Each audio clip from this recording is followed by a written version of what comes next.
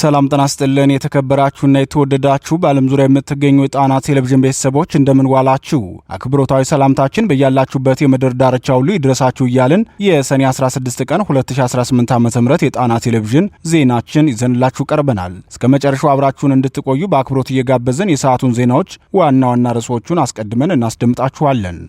በጎንደር ጠቅላይ ግዛት አንበሳው ጋይንት ክፍለ ጦር ከዋና አዛዡ አርበኛ አንደበት ክንዳለ መስዋዕትነት በኋላ አዲስ አመራር በመምረጥ ወደ ተጋድሎ መግባቱን ባሳወቀ ማግስት ክፍለ ጦሩ በዛሬው ዕለት ከፍተኛ ጀብዱ መስራቱን አስታውቋል። የአዲሱ አመራር አቅጣጫና የተጋድሎን ውጤት የሚዳስስ ዘገባ ይዘናል። የገባውን ጦር በሙሉ መተነዋል ሲል የአማራ ፋኖ በሳይንት ቀጠና ለስድስተኛ ቀን በቀጠለው ውጊያ 136 የብልጽግናው ሰራዊት ከጥቅም ውጭ ማድረጉን ገልጿል። በቀጠናው የተካሄዱት ውጊያዎች ምን ይመስላሉ? ዝርዝሩን እናቀርብላችኋለን።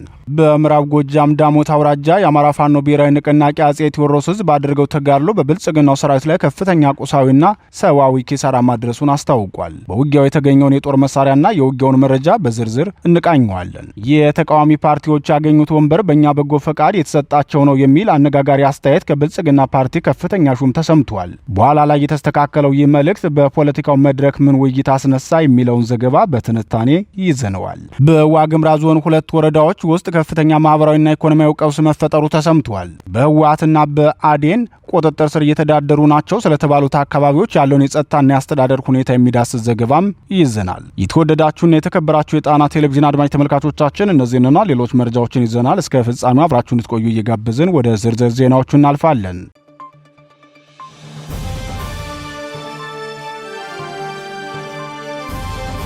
የጋይንቱ ልዩ ተጋድሎ በትናንትናው ዕለት የአመራር ሪፎርም በመስራት በቅርቡ በጀግንነት የተሰዋውን አርበኛ አንደበት ክንዳለምን በአርበኛ አስገዶም ውበት የተካው አንበሳው ጋይንት ክፍለ ጦር ዛሬ ማለዳ ባደረገው ተጋድሎ ከፍተኛ ጀብዱ መስራቱን አስታወቀ። የአማራ ፋኖ ብሔራዊ ንቅናቄ ጎንደር ጠቅላይ ግዛት በላይዝ 206ኛ ከፍ ያለው ደሴ ኮር አንበሳው ጋይንት ክፍለ ጦር በዕለቱ ያደረገውን ተጋድሎና የተገኘውን ድል አስመልክቶ የኮሮዝ ብግኑነት ክፍል ሲገልጽም 8 የጠላት ሰራዊት እርምጃ ሲወሰድበት 12 ደግሞ ከባድ ጉዳት ደርሶበታል ብሏል። ውጊያው የተካሄደው በጋይንት አውራጃ የብልጽግናው ሰራዊት ምስራቅ እዝ 804ኛ ክፍለ ጦር መነሻውን ከንፋስ መውጫ ወደ ስማዳ መገንጠያ በሚጓዝበት ወቅት ነው። የጠላትን እንቅስቃሴና እቅድ ታሳቢ ባደረገ መልኩ ቅድመ ዝግጅት አድርገን በመጠበቅ የመግደያ ቀለበት ሲገባልን እርምጃ መውሰድ ጀምረናል። በዚህ ፈጣን ማጥቃትም ጠላትን ከፍተኛ ኪሳራ ድርሰንበታል ሲል የ206ኛ ከፍ ያለው ደሴ ኮር ህዝብ ግንኙነት ክፍል የግራዝማች አድማሱ በላይ ብርጌድ አማረ ፍሳ ሻለቃ የፈጸመውን ተጋድሎ ገልጾታል። ከፍተኛ ወታደራዊ ተጋድሎ የተደረገበትንና በብልጽግናው ሰራዊት ላይም ሰዋዊ ስነልቦናዊና ቁሳዊ ኪሳራ የደረሰበትን ኦፕሬሽን የመራው አንበሳው ጋይንት ክፍለ ጦርን በዋና አዛዥነት እንዲመራ ትናንት የተመደበው አርበኛ አስገዶም ውበት ነው። በአጠቃላይ 8 የብልጽግናው ሰራዊት እርምጃ በተወሰደበትና 20ዎቹ ደግሞ ቀላልና ከባድ ጉዳት ባስተናገዱበት የዛሬ ማለዳው ተጋድሎ የፋኖን የመዋጋትና ቅድም በብቃት የመፈጸም አቅም በሚገባ ያሳየ ነበር ሲል የገለጸው የአማራ ፋኖ ብሔራዊ ንቅናቄ ጎንደር ጠቅላይ ግዛት በላይዝ 206ኛ ከፍ ያለው ደሴ ኮር ህዝብ ግንኙነት ክፍል የብልጽግናውን ሰራዊት በወጣበት የማስቀረት ዘመቻችን ተጠናክሮ ይቀጥላል ብሏል።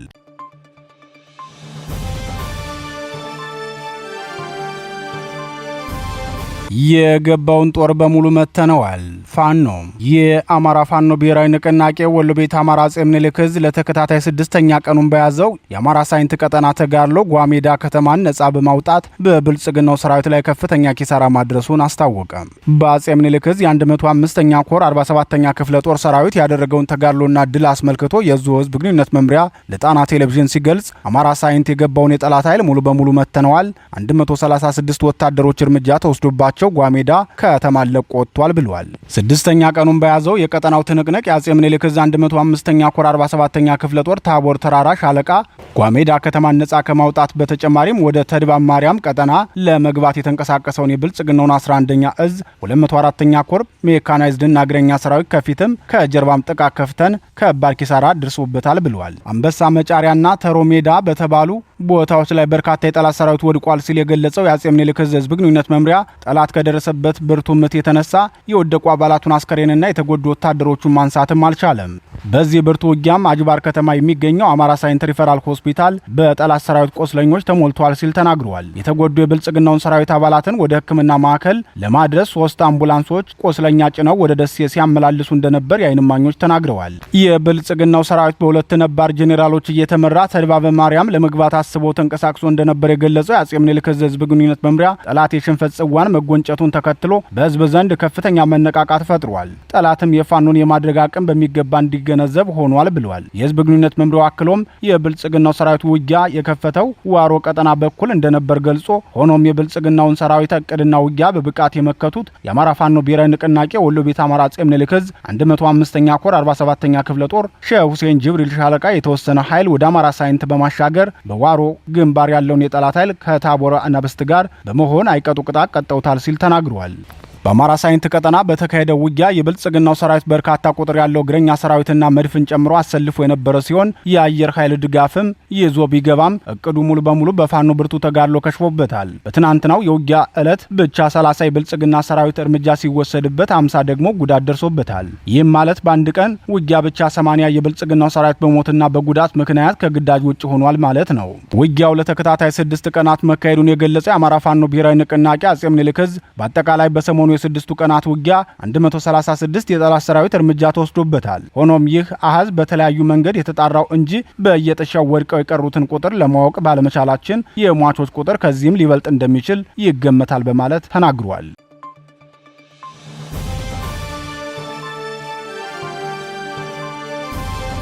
የፋኖ ብርቱ ተጋድሎ በደጋዳሞት የአማራ ፋኖ ብሔራዊ ንቅናቄ አጼ ቴዎድሮስ ዕዝ በጎጃም ጠቅላይ ግዛት ብርቱ ተጋድሎ በማድረግ የብልጽግናውን ሰራዊት ቁሳዊና ሰዋዊ ኪሳራ እንዳደረሰበት አስታወቀ።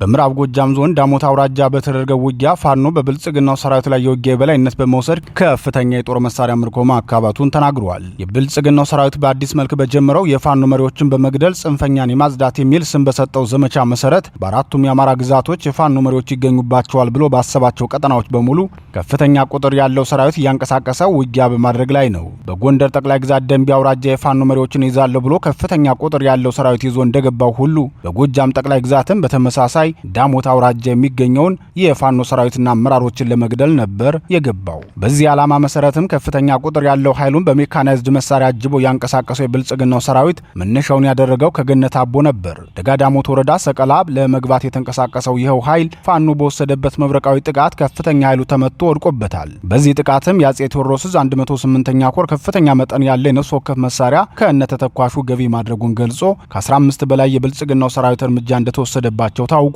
በውጊያው ከፍተኛ የመሳሪያ ምርኮ መቀዳጀቱን የገለጸው የአማራ ፋኖ ብሔራዊ ንቅናቄ አጼ ቴዎድሮስ ዕዝ 109ኛ ኮር በወገን በኩል ከአነስተኛ አካል ጉዳት ያለፈ ጉዳት አልደረሰብንም፣ በጠላት ላይ ግን ከፍተኛ ሰዋዊ ኪሳራ ደርሶበታል። የጠላትን እንቅስቃሴ በሚገባ መረጃ እንዲኖረን በማድረግ በኩል የውስጥ አርበኞች ያደረጉልን ትብብር በእኛ በኩል በውስን የሰው ኃይል ታላቅ ወታደራዊ ጀብዱ እንድንሰራ አድርጎናል ብለዋል። ውጊያ ላይ ዋና የድሉ መንገድ የመረጃ የበላይነት ነው ሲል የገለጸው የፋኖ መሪው የጠላት ሰራዊት እያንዳንዱ እንቅስቃሴው በመረጃ መረባችን ስር በመሆኑ በተደጋጋሚ ጊዜ በውስን የሰው ኃይልና በአነስተኛ መስዋዕት ከፍተኛ ወታደራዊ የውጊያ የበላይነትን እንድንወስድ የሚያደርገን ባለን የመረጃ የበላይነት ነው። በዛሬው ውጊያም ከፍተኛ መጠን ያለ የዲሽቃ ተተኳሽ ገቢ ከማድረጋችንም ባለፈ በርካታ የነፍስ ወከፍ መሳሪያም ከጠላት ላይ መረከብ የቻልነው ባለን ወታደራዊ የመረጃ ብልጫ የተነሳ ነው ሲል ተናግሯል። ዳሞት አውራጃ በሚደረግ ተደጋጋሚ ውጊያ የብልጽግናው ሰራዊት ከዚህ በፊትም ከፍተኛ ኪሳራ ሲደርስበት መቆየቱ ይታወሳል።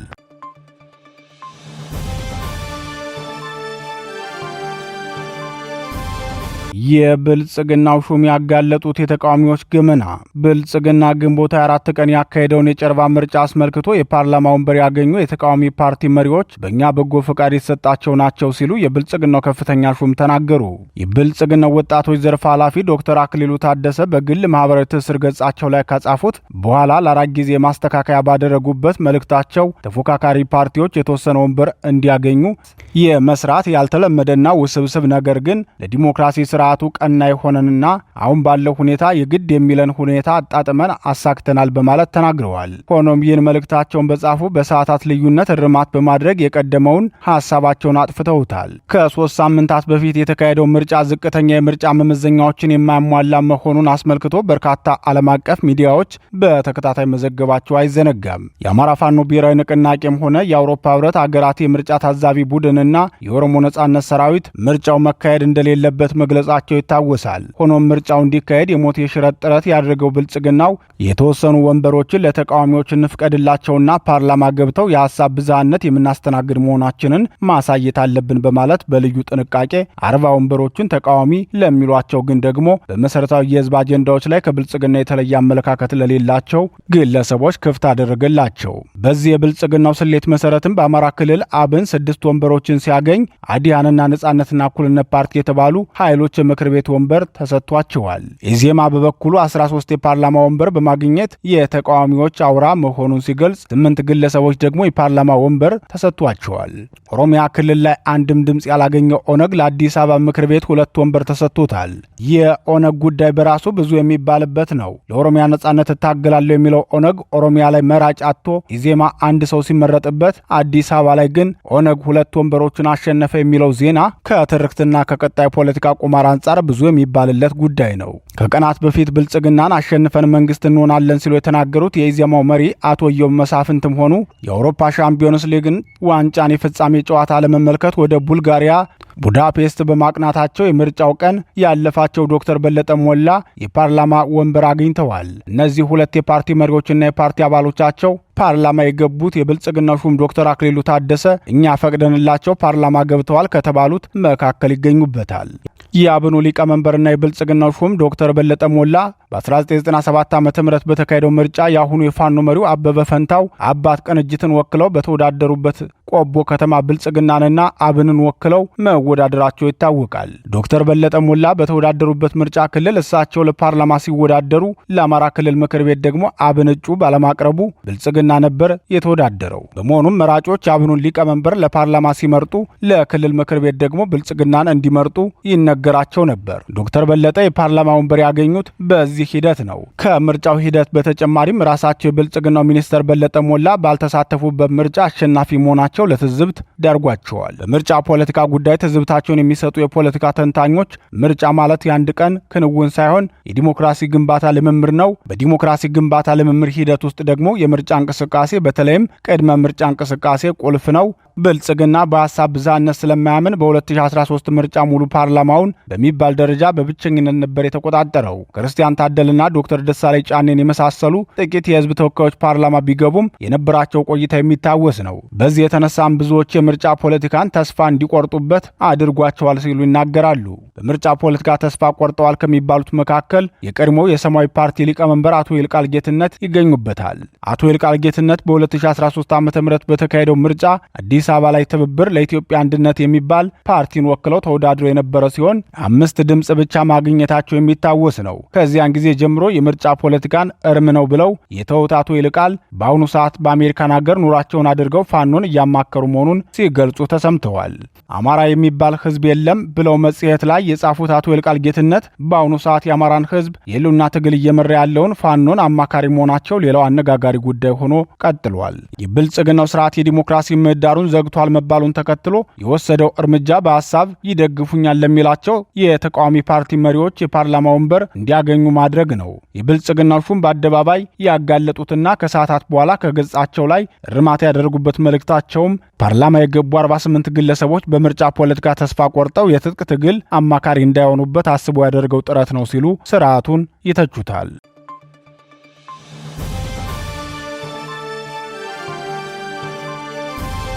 የህወሓትና የአዴን ቀውስ በዋግምራ። ህወሓትና የአገው ዲሞክራሲያዊ ንቅናቄ አዴን በቁጥጥር ስር የዋሉት የዋግምራ ብሔረሰብ አስተዳደር ዞን 2 ወረዳዎች ከፍተኛ ማህበራዊ ኢኮኖሚያዊ ቀውስ መፈጠሩ ታወቀ። በዚህ ሰዓት የብሔረሰብ አስተዳደር ዞኑ ከባዴን መዋቅር ውጭ ሆኖ በህወሓትና በአዴን ታጣቂዎች እየተዳደረ መሆኑ ተገልጿል። በዚህ ምክንያት ምግብና መድኃኒቶችን ጨምሮ መሰረታዊ የሚባሉ ቁሳቁሶች እንዳይገቡ በመደረጋቸው የባንክና ሕክምና አገልግሎቶችን በመቋረጣቸው ለከፋ ችግር መዳረጋቸውን ዋዜማ ዘግቧል። ተዘግቧል። ከመጋቢት እስከ ሚያዝያ ወር መጀመሪያ አካባቢ በዞኑ አበርገሌ ወረዳ የትግራይና የአገው ታጣቂዎች በጋራ ሆነው ከባዲን ሚሊሻዎች ጋር ባደረጉት ውጊያ ከሚያዝያ 12 ቀን 2018 ዓ.ም ጀምሮ በአካባቢው የነበሩት ሚሊሻዎች አካባቢውን ለቀው በመውጣታቸው ላለፉት 3 ወራት በሁለቱ ታጣቂ ኃይሎች ስር ቆይተዋል። በተመሳሳይ መልኩ በጻግብጂ ወረዳም ግንቦት 18 ቀን 2018 ዓ.ም ታጣቂ ኃይሎቹ ከሚሊሻዎች ጋር ባደረጉት ውጊያ አካባቢው ሙሉ በሙሉ በታጣቂዎቹ ቁጥጥር ስር ውሏል። አካባቢዎቹ በታጣቂ ኃይሎቹ ስር መሆናቸውን ተከትሎ እንደ ምግብ፣ መድኃኒትና ሌሎችም መሰረታዊ ቁሳቁሶች ወደ አካባቢው ከገቡ ወራት መቆጠራቸውን የሚናገሩት የአካባቢው ነዋሪዎች የተሽከርካሪ እንቅስቃሴ ሙሉ በሙሉ መቋረጡን ገልጸዋል። በሺዎች የሚቆጠሩ ነዋሪዎች ከ4 እስከ 5 ሰዓታት በእግር ተጉዘው የዞን ዋና ከተማ ወደ ሆነችው ሰቆጣ እየገቡ እንደሆነ አስረድተዋል። በአሁኑ ወቅት በጻግብጂና አበርገሌ ወረዳዎች ውስጥ የመንግስት ኃይሎች ሙሉ በሙሉ እንደማይገኙ በመጥቀስ መሰረታዊ የሚባሉት የባንክና ሕክምና አገልግሎቶች መቋረጣቸውን ነግረውናል። መንገዱ የተዘጋበትን ምክንያት ያብራሩት ስማቸው እንዳይገለጽ የጠየቁት የጻግብጂ ወረዳ ነዋሪዎች ሚያዝያ ወር ላይ ግጭቱ ሲፈጠር በጅድዋና በጠራሪ ወንዝ አካባቢ የተያዙ ከዚህ ቀደም ሸቀጣሸቀጦችን ያስገቡ የነበሩ የግል ተሽከርካሪዎች ነበሩ። ባለሀብቶቹ ወደ አካባቢዎቹ ሸቀጣሸቀጥ ብናስገባ ማን ኃላፊነት ይወስድልናል? ምን ዋስትና አለን? የሚል ጥያቄ እያነሱ ነው።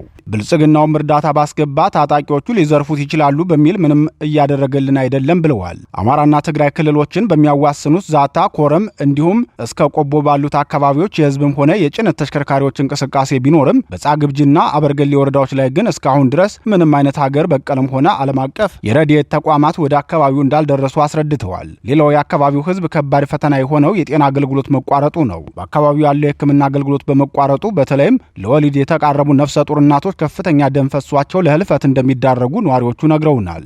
በአምቡላንስ እጥረት ምክንያት ታማሚዎችን ከጻታ እስከ ሰቆጣ ያለውን የ40 ኪሎ ሜትር ገዳማ መንገድ በቃሬዛ ተሸክመው በእግር ለመጓዝ እንደሚገደዱም ነው ያስረዱት። ይህም ከ6 እስከ 7 ሰዓታት ይወስዳል ብለዋል። ነዋሪዎች እስከ አማራምባና ክመጽርዋ ከተማ ድረስ በእግር ከመጡ በኋላ ነው ወደ ሰቆጣ በመኪና መሄድ የሚችሉት። ከክመጽርዋ ማዱ ያለውን ቀጠና ግን ሙሉ በሙሉ በአዴን ቁጥጥር ስር ስለሆነ የተሽከርካሪ እንቅስቃሴ አይታሰብም። ሁኔታው ከቀን ወደ ቀን እየተባባሰ ስለሆነ ብዙ ሰው ወደ ሰቆጣ እየሄደ ነው ሲሉ ገልጸዋል። ባንኮች አገልግሎት ያቋረጡ ሲሆን የትራንስፖርት አገልግሎትም ሙሉ በሙሉ በሚባል ደረጃ መቋረጡን ዋዜማ በዘገበው አስታውቋል። ባንኮች አገልግሎት ያቋረጡ ሲሆን የትራንስፖርት አገልግሎትም ሙሉ በሙሉ በሚባል ደረጃ መቋረጡን ዋዜማ በዘገባው አስታውቋል። በተለይም የትራንስፖርት መጥፋት ከባድ ፈተና እንደሆነ ነዋሪዎቹ ተናግረዋል። በአሁኑ ወቅት ጥቂት መሰረታዊ ሸቀጦችን ከሰቆጣ ተነስተው በአህያ ጭነት በድብቅ ወደ ወረዳዎቹ ለማስገባት ጥረት የሚደረግበት ሁኔታ ቢኖርም መንገድ ላይ ያለውን ግልትና ዘረፋ ሌላው ፈታኝ መሆኑን የገለጹት ነዋሪዎቹ ከቀናት በፊትም በሁለቱ ወረዳዎች መካከል በሚገኘው ዲንቃ ቀበሌ አካባቢ ጠራሪ ወንዝ አቅራቢያ በእግርና በአህያ ይጓዙ የነበሩ የእርዳታና ሸቀጣሸቀጦች በታጣቂ ኃይሎቹ እንደተዘረፈ መስማታቸውን ተናግረዋል። ቀደም ሲል ከጻብታ ወደ ሰቆጣ ለመጓዝ የትራንስፖርት ዋጋ 1000 ብር ደርሶ የነበረ ቢሆንም አሁን ላይ ግን ዋጋው ከመወደዱ ባለፈ ትራንስፖርት ማግኘት የማይታሰብ ሆኗል ብለዋል። ከጥቂት ወራት በፊት ለአንድ ጉዞ 1000 ብር በጣም ውድ ነው ብለን እንማረር ነበር። አሁን ግን ዋጋ ተወደደ ብሎ ማማረርም ቅንጦት ሆኖብናል ሲሉ ሁኔታውን ያስረዳሉ። በባዲንና በአዴን ታጣቂዎች መካከል የተፈረመው ስምምነት ውጤት ሊያመጣ አለመቻሉን የሚገልጸው የዋዜማ ዘገባ በጥር ወር አካባቢ በአማራ ክልል መንግስትና በአገው ሸንጎ ኃይሎች መካከል የመንግስት ሰራተኞች ወደ ስራ እንዲመለሱ አገልግሎት እንዲቀጥልና እንቅስቃሴ እንዲኖር በ2016 ዓ.ም ታህሳስ ወር ስምምነት ላይ ተደርሶ ነበር። በወቅቱ በታጣቂ ኃይሉ በተያዙት የአበርገሌ ወረዳ 12 ቀበሌዎች ውስጥ የመንግስት ሰራተኞች ወደ ስራቸው እንዲመለሱ አገልግሎቶች እንዲጀመሩ እንዲሁም የተሽከርካሪዎች እንቅስቃሴ እንዲጀመር ሲደረግ በስምምነቱ መሰረት የወረዳው ፖለቲካዊና የጸጥታ አስተዳደር በጊዜያዊነት በታጣቂዎቹ ስር እንዲቆይ ተደርጓል። በዚህ ስምምነት መሰረት አዴን ትጥቅ በመፍታትና የፖለቲካ ፓርቲ ሆኖ በመመዝገብ ሰላማዊና ዲሞክራሲያዊ ትግል ብቻ ለማካሄድ የተስማማ ሲሆን ታጣቂ ኃይሉ ያሉትን የጦር መሳሪያዎች ለመከላከያ ሰራዊት እንዲያስረክብ፣ ይህ ሲረጋገጥ የብሔራዊ ተሃድሶ ኮሚሽን የመልሶ ማቋቋምና ወደ ማህበረሰቡ የመቀላቀል ስራዎችን ያከናውናል። ሆኖም ግጭቱ በአበርገሌ ላይ ዳግም በማገርሸቱና ወረዳው በአዴን ታጣቂዎች እጅ በመውደቁ ምክንያት የተደረሰው ስምምነት ሙሉ በሙሉ ፈርሷል ይላል።